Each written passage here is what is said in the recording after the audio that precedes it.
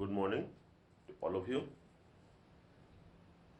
देखिए, हम लोग आज जो मैंने आपको कल वीडियो बताया था कि जितने भी क्वेश्चन आप लोग कर लीजिए। उम्मीद है कि आप लोगों को क्वेश्चन मोस्टली आ गए होंगे, फिर भी बस वो क्वेश्चन मैं आपको सॉल्व करवा रहा हूँ। देखिए, एग्जाम्पल नंबर 6.4 पार्ट ए।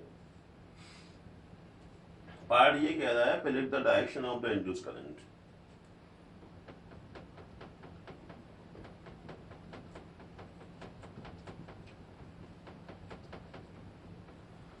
कहा गया है कि एक रेक्टेंगुलर कॉइल इस डायरेक्शन में आ रही है। ये ए, यहाँ बी लिखा है, यहाँ सी, यहाँ पर डी। ठीक है। हाँ, अब देखिए, कल मैंने आपको बताया था कि जब ऐसा फील्ड बना हो, ये फेस कौन सा होता है सामने वाला? साउथ। ठीक, तो ये तो बन गया साउथ। अब ये कॉइल अंदर की तरफ आ रही है।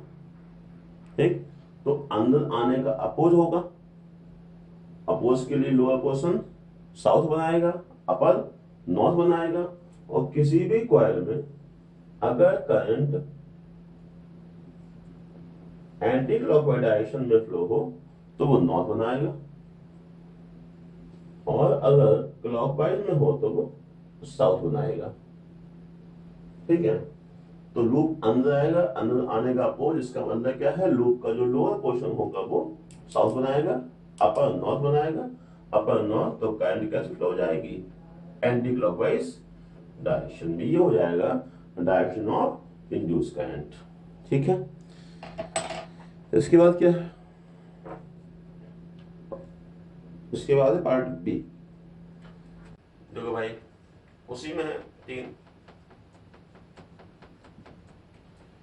इसमें उन्होंने कहा है कि एक ट्रायंगल ये बाहर की तरफ आ रहा है, ए बी और सी, इंड्यूस करंट की डायरेक्शन।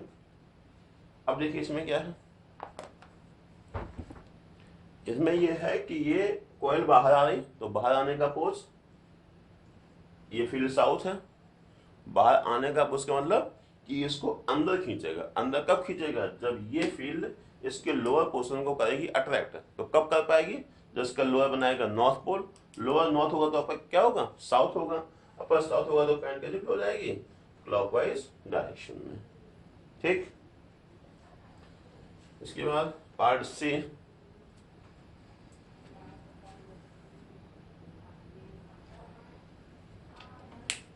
पार्ट सी का ये कह रहा है कि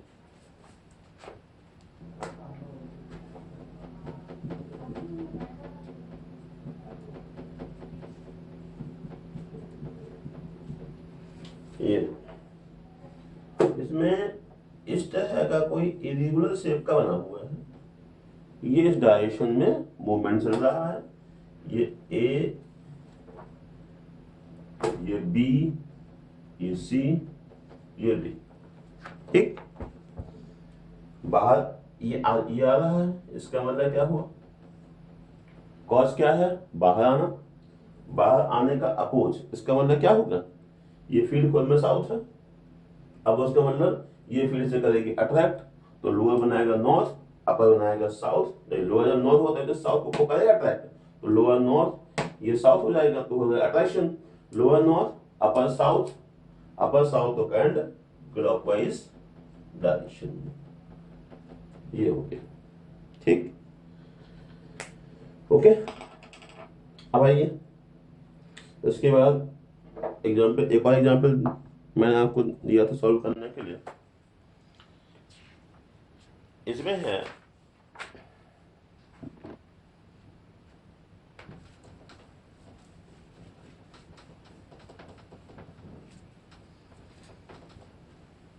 देखिए,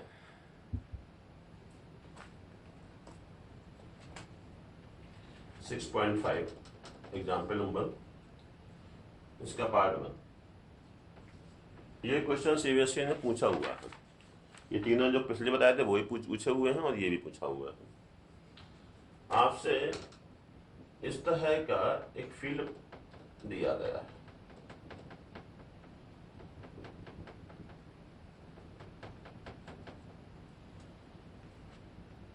एक रेक्टेंगुलर लॉक,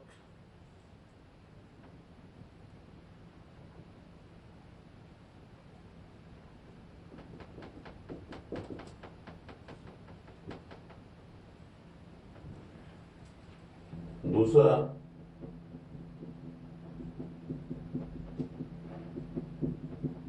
ये है, और ये कहा गया है कि ये एक सर्कल है और ये भी वेलोसिटी v से आएगा बाहर, यही वेलोसिटी v से आएगा बाहर। ठीक है, अब आपसे ये कहा गया है कि A closed loop is held stationary in magnet। अच्छा, ये किसी और का फिगर दिया हुआ है, सॉरी, चलिए उससे कोई मतलब नहीं है। एक इसको जो है करेंगे क्या बाद में, पहले ये देखो पार्ट 1।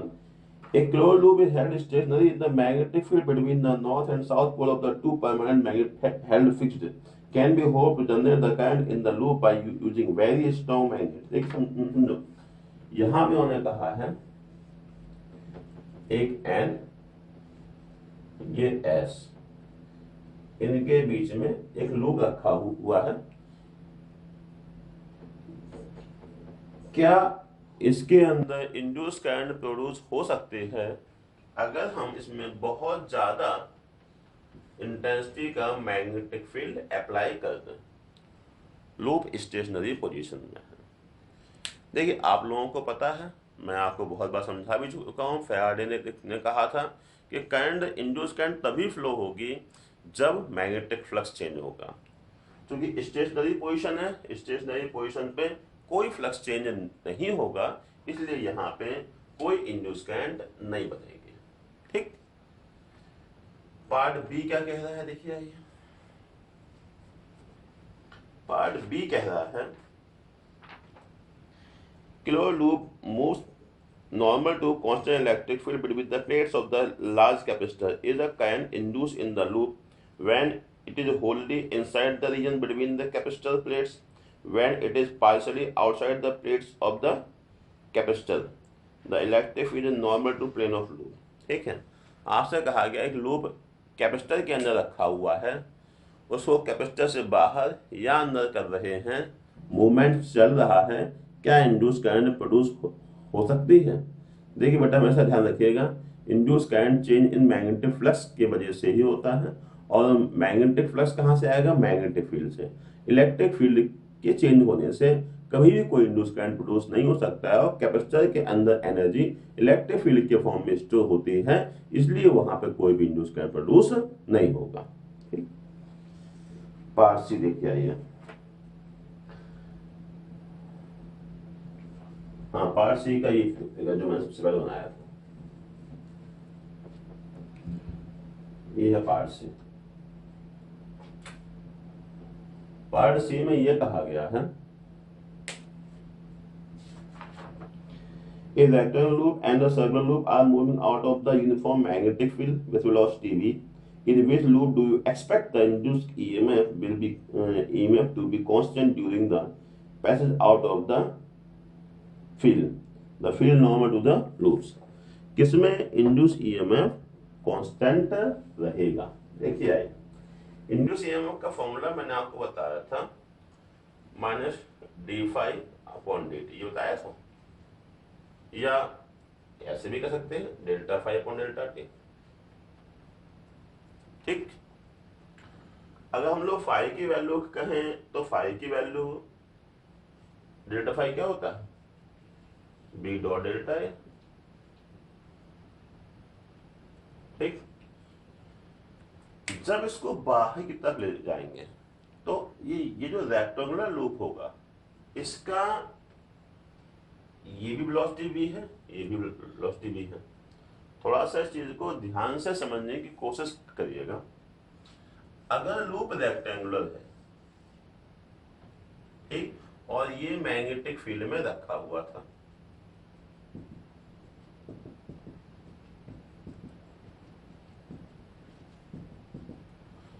तो अगर ये बाहर जा रहा है तो पहले इसका इतना एरिया, फिर इतना एरिया, फिर मान लो इतना एरिया, फिर इतना एरिया, इस तरह से ये बाहर होगा।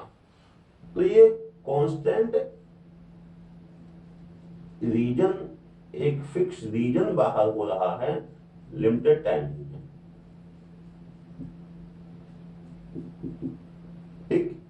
और अगर इसकी बात कहें हम सर्कुलर इन शेप की v वेलोसिटी से जा रहा है, तो पहले मान लो इतना एरिया बाहर हुआ, ये फिर इतना होगा सेम टाइमिंग में, फिर मान लो इतना हुआ, फिर मान लो इतना हुआ, फिर मान लो इतना हुआ, फिर मान लो इतना हुआ। बात समझे आप लोग? तो अगर इस फिगर को मैं फिर से बना रहा हूं,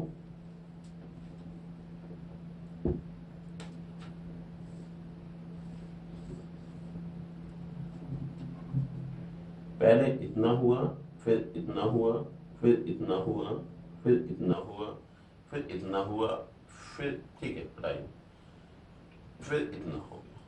ठीक है, यहां पर भी लूप कांस्टेंट वेलोसिटी से ज्यादा, यहां पर भी कांस्टेंट वेलोसिटी से ज्यादा, सेम इंटरवल, यूनिट टाइमिंग में यहां मान लो सबसे पहले इतना लूप मैग्नेटिक फील्ड से बाहर हो गया, फिर मान लिया इतना लूप बाहर हो गया, फिर मान लो इतना लूप बाहर हो गया, फिर मान लो इतना लूप बाहर हो गया,